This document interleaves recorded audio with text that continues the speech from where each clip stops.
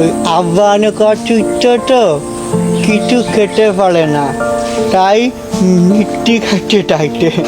আচ্ছা ঠিক আছে, এই 500 টাকা রাখেন, এটা দিয়ে বাসায় মিষ্টি কিনে নিয়ে যান।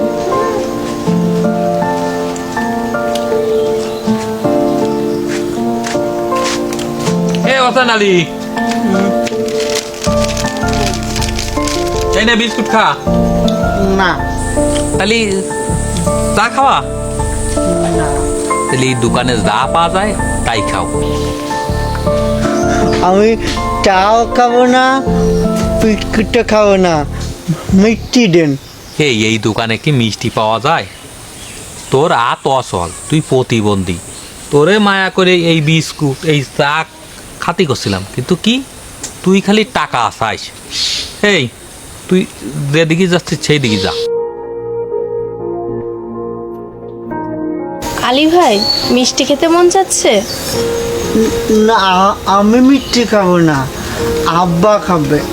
ওই আব্বা অনেক অসুস্থ তো কিছু খেতে পারে না, তাই মিষ্টি খাচ্ছে চাইতে।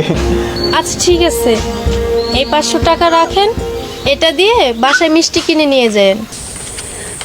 তানিয়া, তুমি না অনেক ভালো।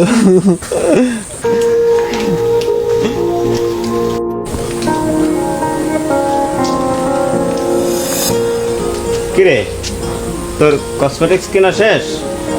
500 টাকা নিয়ে গেলি, কি কি কিনবি? কই কিছুই তো কিনিসনি।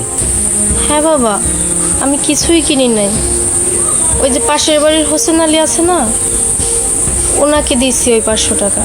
ওনার বাবা নাকি অনেক অসুস্থ, মিষ্টি খেতে চেয়েছে, তার জন্য আমি ওই 500 টাকা ওনাকে দিয়ে দিয়েছি।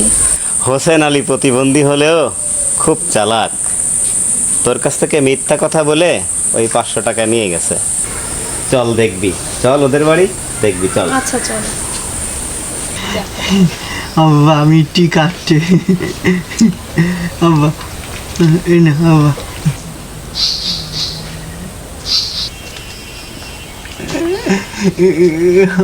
টানিয়ে হাইটো আব্বারে মিষ্টি খাওয়াচ্ছি। আব্বা এই নিন আর একটা গান।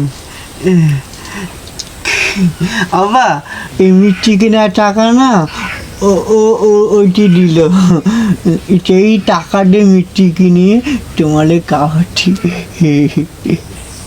আজ বহু বছর পর আমার এই 500 টাকা একটা মহৎ কাজে লাগলো। মাতানিয়া, তুই খুব একটা ভালো কাজ করেছিস। না জানি এই ছেলেটা তার বাবাকে একটু মিষ্টি খাওয়ানোর আশায় কতজনের দ্বারে দ্বারে কতদিন ধরে ঘুরেছে।